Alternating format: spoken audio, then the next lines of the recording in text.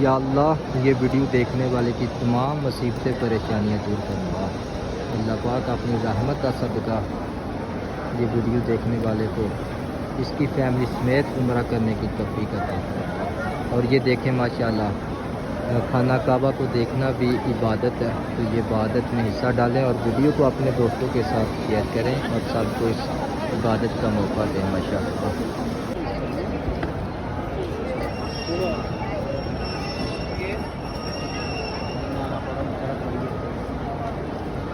तीनों काट के जाना